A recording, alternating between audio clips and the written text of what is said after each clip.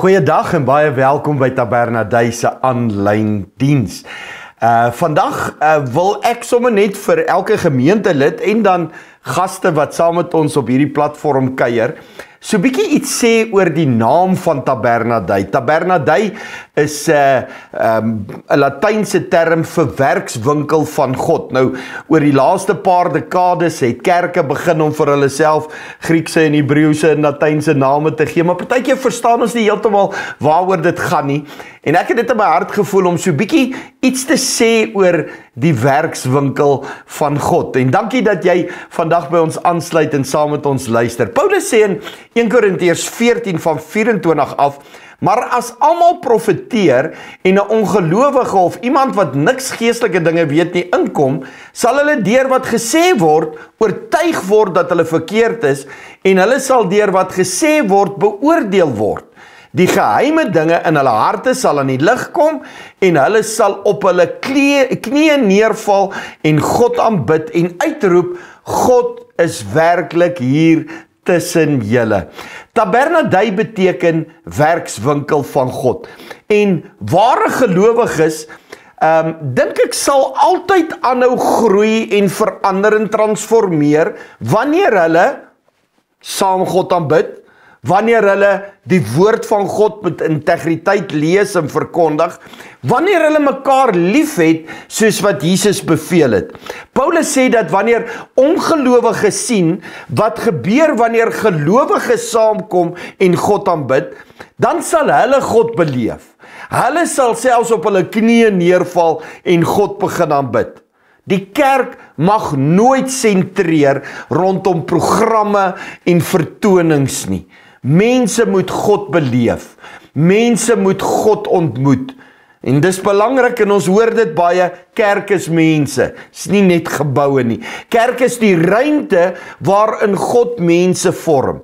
Nou my vraag vandag is, hoe en waar kan ons God ontmoet op so 'n manier dat hy ons kan vorm soos wat hy wil? Ek het 'n paar voorstelle. Nommer 1, ons ontmoet God in aanbidding. Psalm 100 vers 4 en 5 baie ken sê, gaan sy poorte in met danksegging en sy tempel met lofliedere. Dank kom en prys sy naam, want die Here is goed en dit duur vir altyd van geslag tot geslag. Lofprysing en aanbidding neem my in God se teenwoordigheid in. Aanbidding skep 'n ruimte vir God om met my te kom praat en aan my te kom werk. In sy teenwoordigheid bemoedig hy my, wys hy vir my hoe groot en goed hy is. So daar's hierdie bemoedigingskomponent, maar daar's ook in hierdie teenwoordigheid van God hierdie aanmoediging komponent waar hy my uitdaag om te word wie hy wil hê ek moet wees. Hy kom wys vir my sy skepingsdoel. Matteus 18:20 in die Nuwe Lewende Vertaling lees ons, waar 2 of 3 my naam by mekaar kom, daar is ek by hulle. Wanneer ons saam aanbid, saam na God se woord luister, dalk getuienisse hoor van ander, dan skep ons lewensveranderende geleenthede. Wanneer jy deel is van 'n gemeente en gereeld saamkom, plaas jy jouself spreekwoordelik op God se werksbank, om deur hom geskaaf en geskuur en gevorm te word. Dis baie belangrik. Niemand kan God se teenwoordigheid ingaan en uitgaan en onaangeraak wees nie. En dis hoekom Paulus sê, as ons reg kerk hou en God beleef, dan gaan selfs ongelowiges op hulle knieë val en God aanbid. So ons beleef hom in aanbidding. Hier is die tweede ding. Ons ontmoet God in sy woord. Johannes 1 vers 1, en dis ook baie toepaslik op die tyd wat ons ingaan, sê, toe alles begin het, was die woord daar. Die woord was by God. Die woord was self God. Hy was reeds in die begin by God.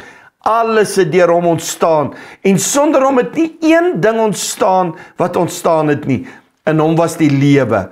En die lewe was die lig vir die mense. Die lig skyn in die duisternis. En die duisternis kon dit nie uitdoof nie. Johannes praat hier van Jesus se koms. En uit die aard van die saak is hy die een wat ons lewens transformeer. Jou verhouding met hom verander jou lewe onomkeerbaar. God kan jou skaaf en skuur.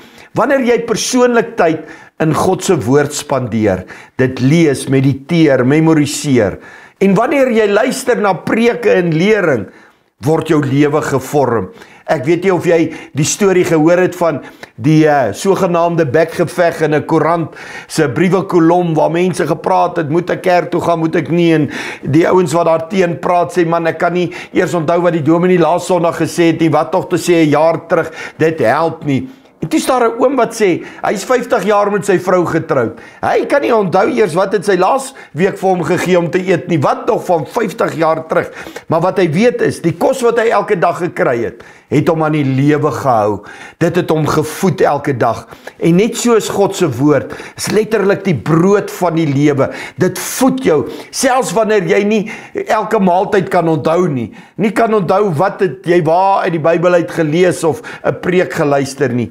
Maak seker jy's gereeld in God se woord. Maak seker jy's by 'n kerk waar God se woord goed en reg gepreek word, want dis waar jy gevoed word. Dis waar jy in God se werkswinkel beland. Hier is die derde een. Ons ontmoet God tussen sy mense. Wanneer die kerk saamkom, noem die Bybel dit die gemeenskap van gelowiges. Nou, dis in hierdie gemeenskap van gelowiges wat God ons ook verander. Die gemeenskap van gelowiges is 'n instrument wat God gebruik om jou en my te vorm. Spreuke 27:17 is baie bekend wat sê, soos yster slyp, so slyp mense mekaar. Mense ontdek selde hulle roeping in isolasie. Jou karakter, jou bediening word gevorm en beïnvloed deur ander gelowiges.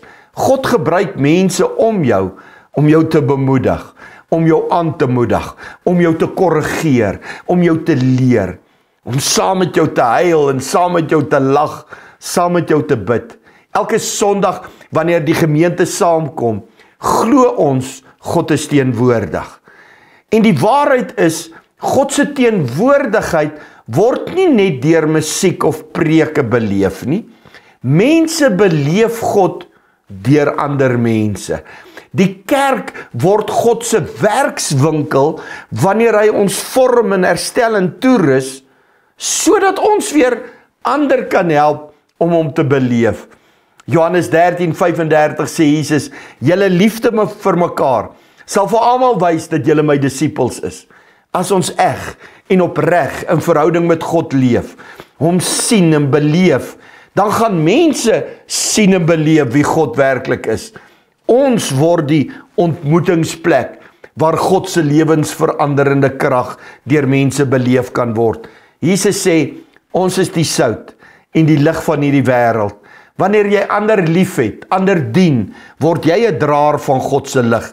Die voorbeeld van die pikdonker kamer en een vuurhoutjie wat getrek word en hoe daai bietjie lig dadelik die duisternis verdryf. Dis wie jy is. Kom ek som op, die kerk. En dan ons as gemeente noem onsself Tabernadei. Dis God se werkswinkel. God is nog nie klaar met jou nie. Hy is nie klaar met my nie. Ons is die sogenaamde work in progress.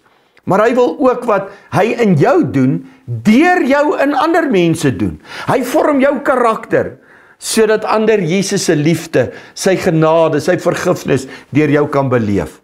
Hy genees jou hart en jou siel, sodat jy 'n instrument van genesing vir ander mense kan word. Hy vul jou met sy Heilige Gees, sodat mense sy krag deur jou kan beleef. Kerke is nie die plek waar mense God gaan beleef nie. Ons is die plek. Miskien in die mall, in die parkeerarea, in jou huis, by 'n braai, by die werk, en ja, ook by die kerkgebou, wil God jou gebruik om ook ander te vorm. En hy wil jou vorm. Wanneer die wêreld tussen ons instap, mag hulle ook sê, waarlik God is in hierdie plek. En my gebed vir my gemeente en jou kerk, is dat ons altyd 'n plek sal wees, waar God homself kan openbaar, en waar hy mense kan vorm en toerus, sodat die wêreld hom deur ons kan beleef.